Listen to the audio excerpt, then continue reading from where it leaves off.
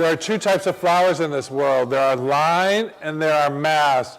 A line flower is like a carnation, a snapdragon, a larkspur, gladiola, a tree branch. This would be a line type of material. A mass flower is like a softball on a stick. Carnation, hydrangeas, roses. So there's line and mass. That's about all there is. So the first project we're going to do today is called an English mass design. It is a solid mass of flowers. See how the science comes in? And it's all mass flowers. It's a mass on mass design. If you're working in New York right now, it is about the only design you have to do to be a top designer and work for event companies. And you're going to see how easy this is. I did a wedding a year and a half ago in New York City. A girl came to me in Milwaukee and said, I want you to do my wedding. And I said, great. Where's your wedding? In New York City. I thought, oh. And I never ask a budget, normally don't. I figured out as we discussed design, but because I had to fly in that week and everything else, I said, where's your wedding? On top of 30 Rock. And I went, oh, interesting. How many guests? She said, 80. I thought, oh, I won't be going to that wedding. It's too small, with all the expenses of getting there. I said, well, what is your budget? 25. And I said, $25 like per centerpiece? No, 25,000. I don't want to go over 25,000. I said, oh, I'll see you in New York on June 13th, won't I? And this is what she did. This design, only I did them bigger. You have 8 centerpieces, 6 roses. When we're done, I'm going to show you the perceived value of this design is about $150. The retail value is $150. The perceived, maybe not. I'm going to test you. We said perceived value is everything in our business. So I'm going to do the entire arrangement from start to finish. And then you're going to finish. You're going to do what I did, okay? First thing I'm going to do is I'm going to drop my foam in like this, push it down. And if you have a knife on your table, you can use a knife to cut off the foam. You always leave it about an inch above your design. Why? For horizontal movement. If you put your foam flat or below the rim, in order to hit it, you have to do this, right? You have to go over the edge and hit it. You're going to end up with this. It's called a little windshield wiper in my school. We want full rainbows of color. That's the difference between amateurs and a pro. Amateurs have this. When I come to your house, everything's we call it jacked up in a vase. Professionals do this. That's why you leave your foam above the rim. If you don't have a knife, you can always just grab a piece of wire. So some of you can try both. This is fun. Just take a piece of wire like this, wrap your 2 fingers around it, and pull it through like butter.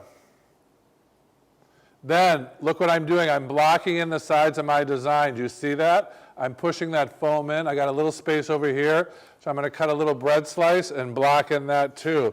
Do you ever see a florist tape their containers back and forth with tape? I don't tape. I know I'm going to get a lot of remarks on that one. I drop it in and I break it off like that. I'm ready to design. When you tape, your fingers get wet, you're like, oh crap, you got to start all over again. When you put your first big stem in there, the tape snaps and you drive it into the bottom of the foam anyway. So why are you paying me $25 an hour to tape? It's ridiculous. And they use a little skinny block in the middle. They think they're saving foam. Yes, they are. I am charging for every piece of foam I put in here. But the main reason is I want the most design surface I can get. I may end up putting $40 worth of flowers in here. I may end up putting $140 worth of flowers in here. This gives me the most design surface. It also makes it tight. If I drop this thing on the way to the church, that tape is not going to save its life. So blocking it in makes it even more secure. All right, everybody go like this. There's your measurement tool. From the whites of their eyes down, right there. See, I stuck it up into the white. Right there, you're going to take your clippers. Where's your clippers? Right there. Scissors. We're going to use scissors today, not knives, so I don't want you to bleed. You're going to cut it on an angle.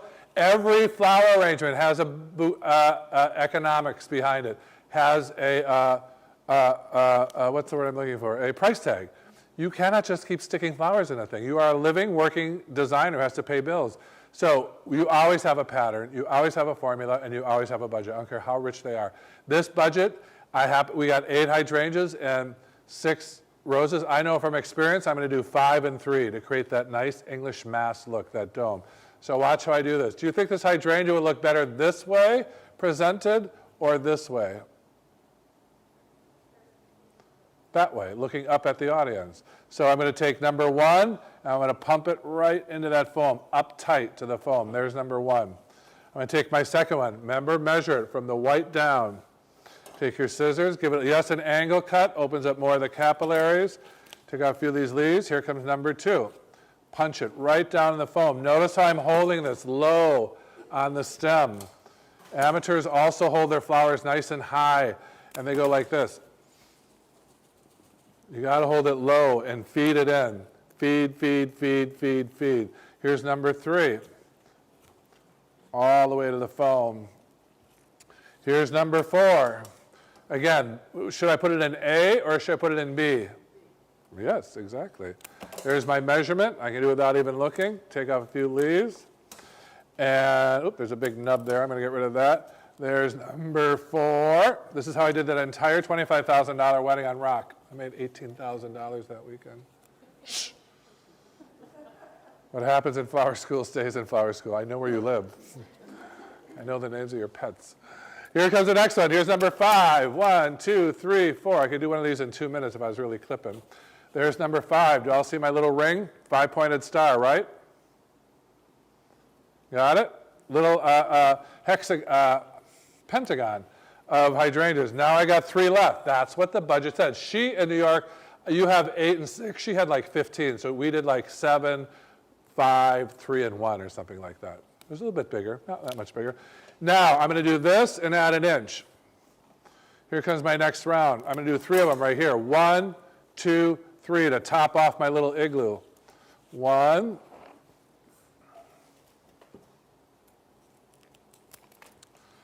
2. Again, I have designers apply for jobs with me in New York, and they bring in their portfolios, and this is the only design in their book. I go, can you do anything else? No. Can you make a boutonniere? No, I don't have. I never had to at Martha Stewart. But I won 3 Emmys. I'm like, wow, I'm jealous. But can you arrange a dozen roses like American style? No. Can you do like a hat? No. They just have this in their book. Because this is all we're seeing in New York for like the last long time. So here comes my 3rd one in my recipe of 8. See my design? Already looking like a centerpiece. How long did that take me? 3 minutes? How long would it take me if I was alone? 30 seconds. I'm very fast. So I'm going to push these down a little bit to really get in. See that nice mass? I gave myself an extra one because I have a little bit of a broken one here. So I'm going to put one, I'm going to cheat and put 1 extra one in here. Now, I have 6 roses. Somebody give me a pattern for lower and upper. 4 and 3. 2.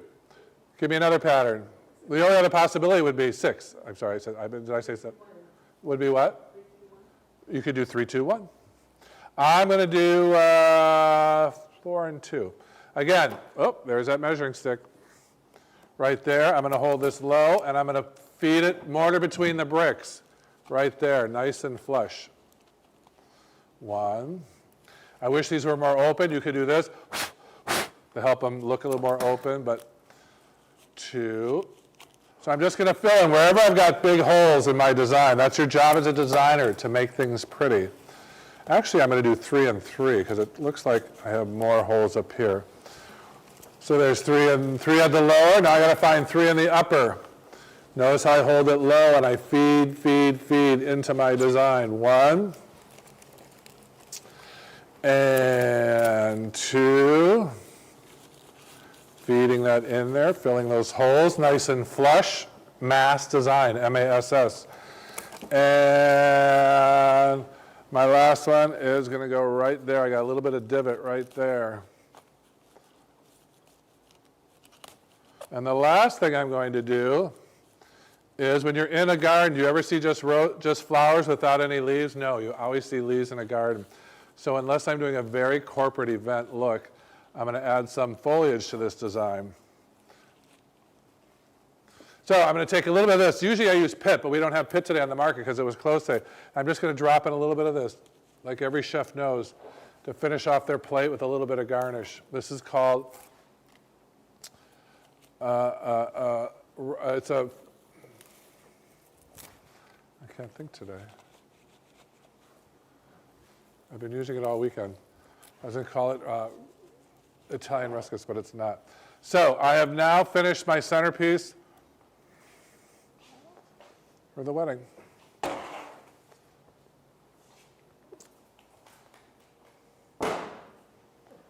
All right, tell me how much it costs. Me? Yep.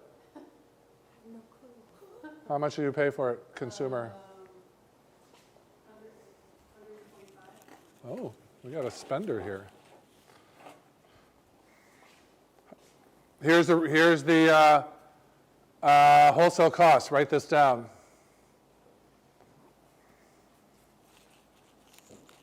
You have 8 hydrangeas at $2 a piece. That's $16. You have 6 roses at $1 a piece. That's $22. You have a pot that's $3. That's $26. Did I say that right? 16 and 6 is 22. 25. You have $1 for the, 16 and 6 is what? 22. 3 for the pot is 25. $1 for the foam, 24. $1 for the Ruskus is 25. It's not Ruskus. So triple it. How much is this? 75 retail plus your labor. Easily one. Could be 115. How many are going to give me $115 for the centerpiece for your table? Raise your hand. Well, that's it. Larry, pack it up. We're out of here. I have never. Who's getting married? You are. Come over here. Stand right here and hold this low. Like you're standing at the aisle. She's in a John White Galliano ball gown coming down the aisle. Now how many are going to give me $125 for her bridal bouquet? Raise your hand. Of course you are. Perceived value. So you can sell this in her hand.